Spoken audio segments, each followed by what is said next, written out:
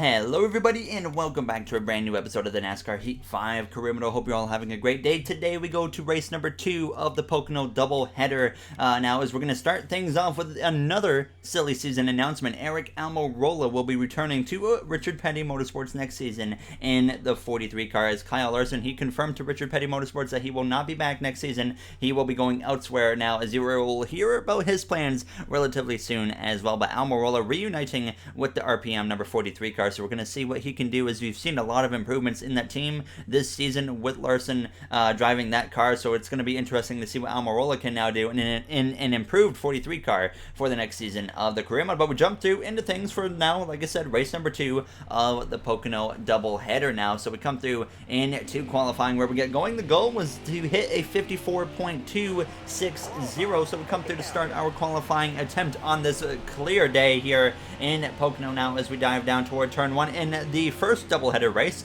we actually knocked the wall down out of turn 1, so I was making sure I did not do that here this time out, because that completely destroyed our qualifying lap, and I got out of turn 1 without any issues at all. So we came through the tunnel turn, got through there fine, and then we come through out of turns 3. Probably still not going to beat the goal here as we come through down this front straightaway. Coming through to cross the line, we are very close, so actually we do beat the goal with a 54.076, and we managed to qualify P15, which is 5 spots better than we qualified in that first Pocono race. There, as you see the rest of the order, Martin Truex Jr. coming off win number 1 of the season in the last episode in Pocono, as well as Chad Fincham currently in the last position. Harrison Burton in P28, he needs some points now as he's about 40 points or so out of the playoffs there. As you see though, William Byron rounding out the top 5, and on pole we got Ross Chastain, who we've mentioned many times this season has shown some promising speed in that 42 car, but just has had some of the worst luck I have ever seen from a driver in the career mode now, is next to Matt DiBenedetto, who's also had a lot of bad luck from the last season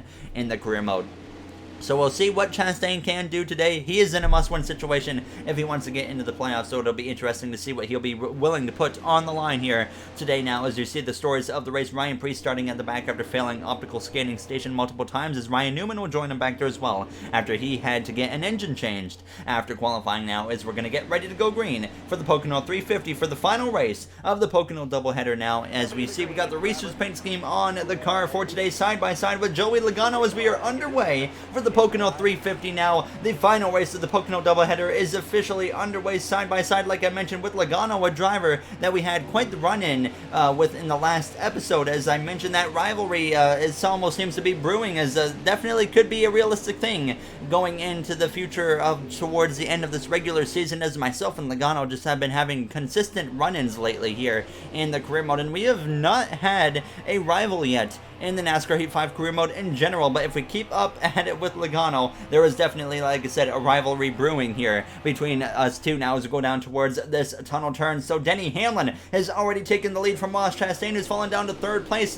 William Byron, he finds himself up in 2nd place here as we go down towards turn 3. We actually managed to pass the 22 of Joey Logano, and we started P15, already going for P11 from that 14 of Chase Briscoe. As you see, Daniel Suarez for that number 99 Trackhouse team having some very strong speed here, as RCR in general this season has started to pick things up, as we've kind of gotten closer to about the halfway point now, I would say, and you're seeing it also go over into that 99 Trackhouse team, who's showing a lot more speed, as well as we're already into the top 10 after one lap. And Denny Hamlin, he's lost the lead to William Byron now as we're up the inside of the 43 of Kyle Larson, as we know he will not be in the 43 next season, as we were 4 wide for a moment with Truex, Larson, as well as the 48 of Alex Bowman here as we go down this first back straightaway, side by side with the 19 of Martin Truex Jr. Chastain already down to P6, so clearly not enough speed in that car to contend for a win today, as we kind of pinch our teammate Truex out of that 3 wide, and now we pass him, we pass Chastain, and we're already up into P6 after starting P15 after a lap and a half here.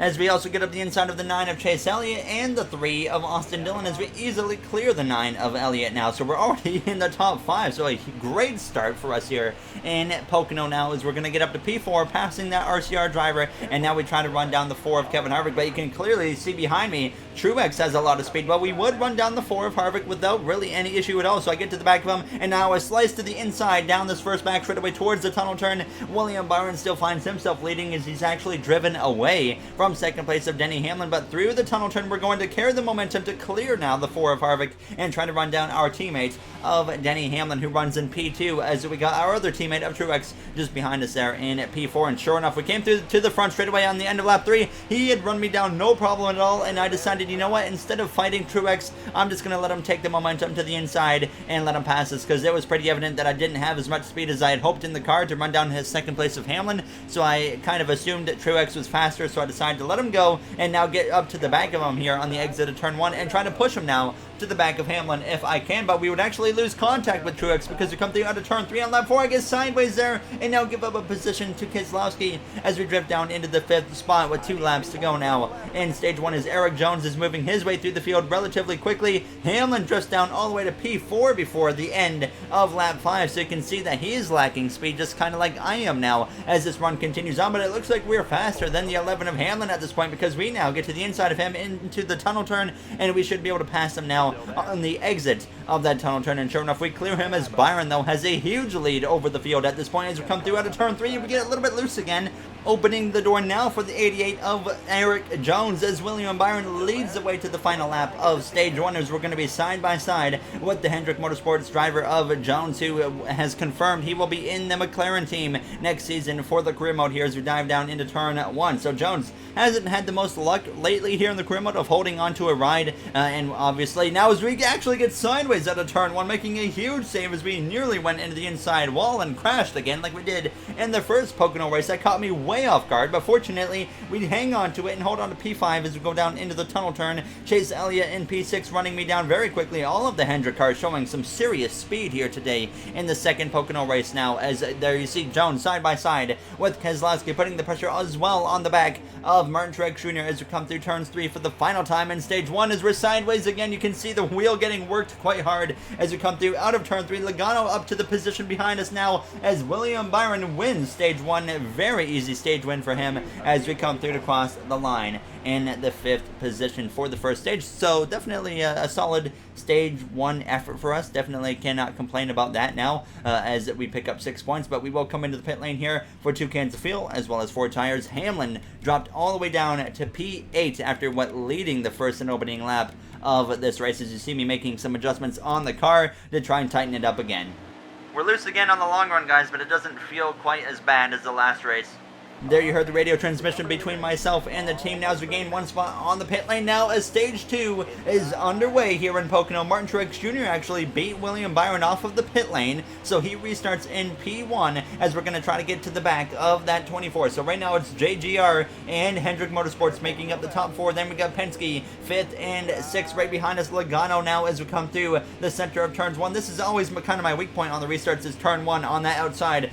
But we actually get through turn 1 pretty well now as we're side by side with the 2 of Keselowski, the 2012 Cup Series champion here, as we're going to be stuck, unfortunately, though, on the top as we go down towards that tunnel turn as Byron continues to fight on that outside of the 19 of Truex as we come through, now losing the spot to Keselowski. Logano gets to the inside. I'm going to side draft him very aggressively like we did kind of in the last episode as we go down towards turn 3, but I give him the room he needs going into turn 3, but we're now giving up more time. Elliott gets to my outside here, or sorry, to my inside, and then he passes me, and Kyle Busch as well is going to try and follow through as we use that draft from the 9 of Elliott, but I can't get to the bottom because Kyle Busch is there, so I push Elliott as hard as I can, hoping that I can maybe get in behind him. Doesn't quite work out. We're actually going to be side by side with Elliott into turn 1 here on lap 2 of 11 in the second stage, but we actually get a really good run into turn 1, and we're actually going to be able to fight back on the exit of the corner, and we might even be able to clear Elliott down this back straightaway, so we really made the outside lane work there in our advantage here as we sure enough clear him down the back straightaway number 1 and hold on to P6 right behind that 22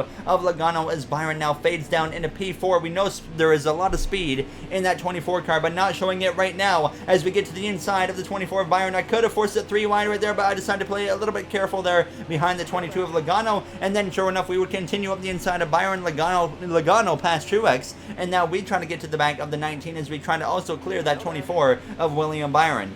So now out in front, it was the 88 of Aric Jones over second place of Keselowski, but you can see the car already got a little bit loose there, which was a bit of a surprise considering we were only on lap 3 of the stage. As I get into the back of the 24, now as the caution actually comes out here in Pocono. Not sure what brought out the caution, could not find it in the replay mode. Couldn't find any of the cautions in the replay mode in the last episode or this episode for some reason now.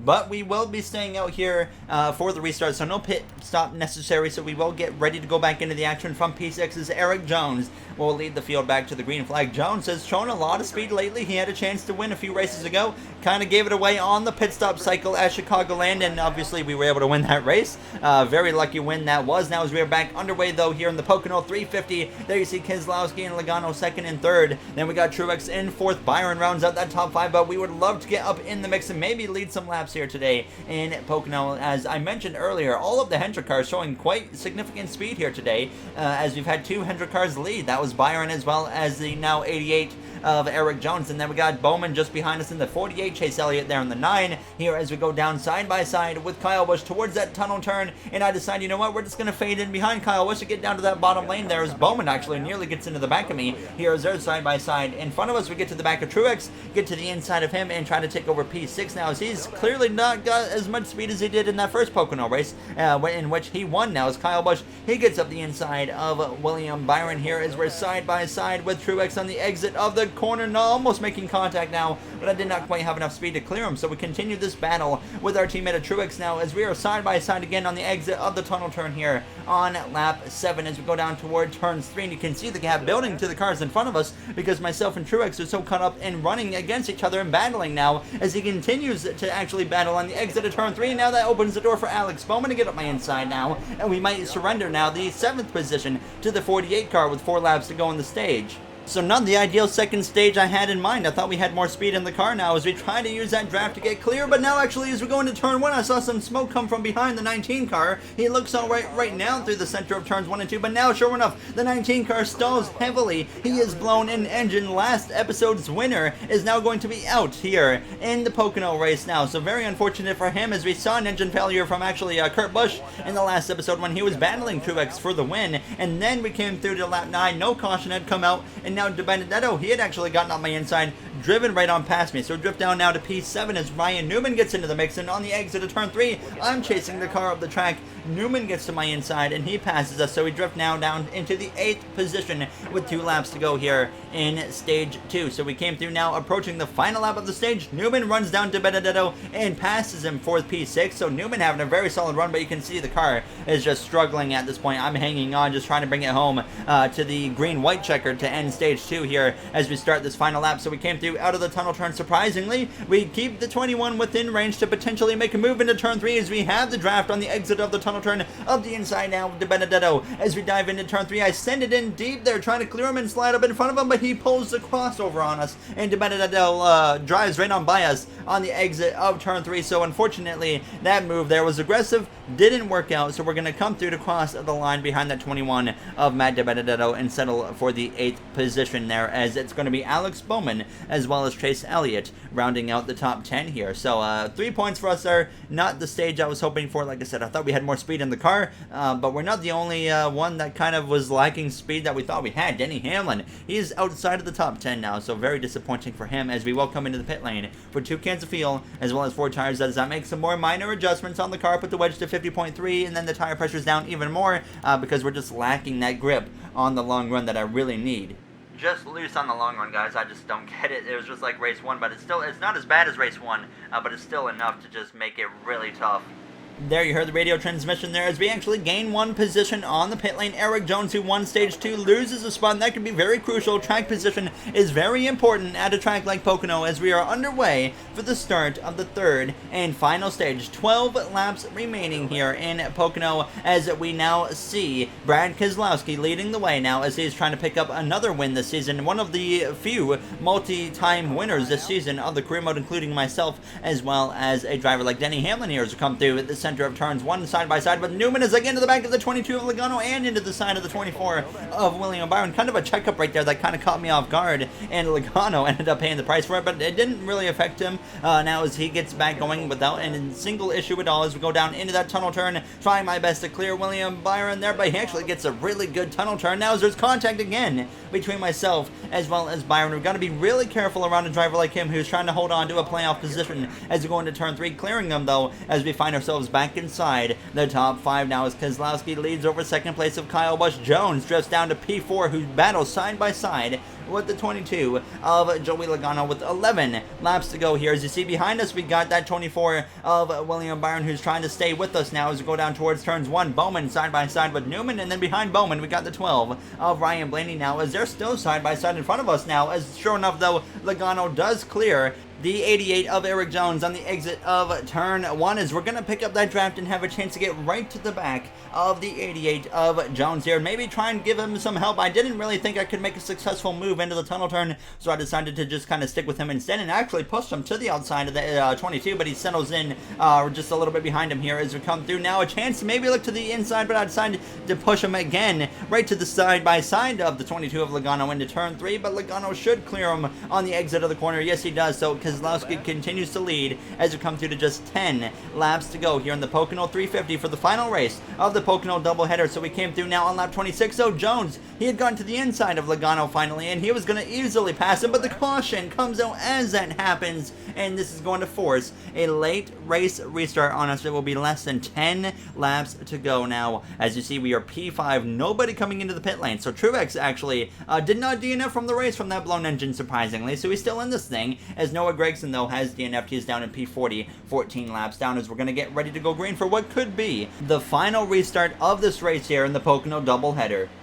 Brad Keselowski and Kyle Busch will be on the front row now as we are back underway with only 7 laps to go. Erik Jones gets a way better launch than the 22 of Joey Logano, as I even get side by side and even with the 22 of the Penske champion from back in 2018 as we go down toward turns 1. Erik Jones, we know, probably has the fastest car here, but I mentioned earlier track position being pretty important. It's all going to be down to can he pass that 2 car of Keselowski's. We make some contact there with the 22 of Logano now as Blaney tries to force the 3 wide for a moment, but we are able to stay clear of the 12 of Ryan Blaney now as Jones battles side by side with Kyle Busch down back straightaway number 1 as we go down into the tunnel turn. Jones will clear Kyle Busch, move up into second place now as we're once again into the side, a little bit more contact with the 22 of Logano as this little thing just kind of keeps to escalate between myself and Joey Logano as we go down into turn 3 now as we try to get past him now as Ryan Blaney, he closes up on the back of us as we're once again right on that door of Logano, and this time he gets clear as Blaney looks to the inside here as we come through to hit just 6 laps to go now as we're right to that back of that 22 car. Now decide, you know what, we're just going to push him this time as we go down towards turns 1 and stay clear of Blaney, but we would get such a good launch on the exit of the tunnel turn on at lap 30 that I get up the inside now of Logano into turn 3, and we slide up nearly in front of him, but he's actually going to be able to battle back on my outside there as we nearly make contact. No, we do not there. It was very close, but fortunately did not happen. So unfortunately though, I would lose contact with Logano as Keselowski would continue to hold off Erik Jones as we came through to just 3 laps to go, and you can see now the car fading away as Blaney, he's able to attack up my inside now, and he is going to very easily be able to just blow right on by me as we go down towards the tunnel turn here. So running out of time, knowing that we're in a bit of trouble now as the car starts to loosen up here as we come through out of that tunnel turn, trying to stick with Blaney, but out of turn 3 on lap 33 we get very loose, making a huge save there, but that opens the door for now Newman to come through and make a pass. So we drift now down to P7 in the final couple laps here at Pocono Raceway. So a bit of a disappointment here coming through to the final laps as the car was just fading away. So we came through into turn 3, coming through to the final lap. Keselowski still leads as now Byron and DiBenedetto, they close the gap to myself here as we go down this back straightaway. The white flag is in the air as I throw a bit of a block there on the 24, trying my best to hold on to P7 now as we are very easily going to be able to hang on to a top 10, I'm sure, now as we go down towards turns 1 for the final time here in the Pocono 350.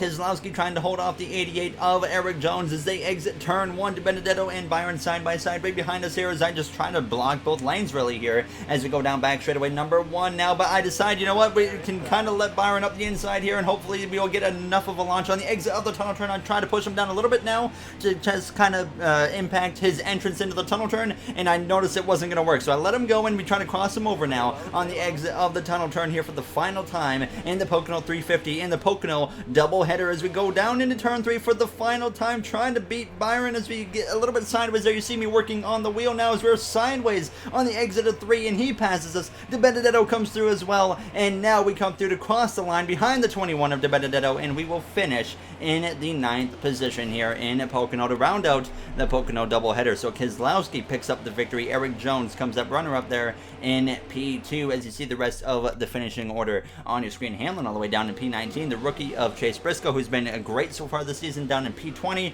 and to round out the finishing order, it ends up being Noah Gragson down there in 40th and Burton in P39 as we go for the post-race interviews. Solid bounce back for a top 10 in the second race of the weekend, Gary. You showed lots of short run speed, but couldn't quite hang with the top guys in the long run. What did the car need? We just needed some more grip. I needed to be a little more tight. Kind of like the last race, Jay.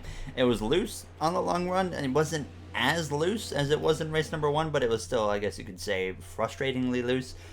So, I mean, at least we came out of it with the top 10. Can't complain about that part. But congrats to Keselowski there pulling off the victory. I thought Jones was going to get him, but he just kind of got stuck there. His track position just was key at that point. He had the speed. He was right on the back of the dude. Could never actually pass him. But overall, a decent Pocono doubleheader for us now as we're going to regroup, though, and go into, I think, Indianapolis and see if we can repeat there and get another Brickyard 400.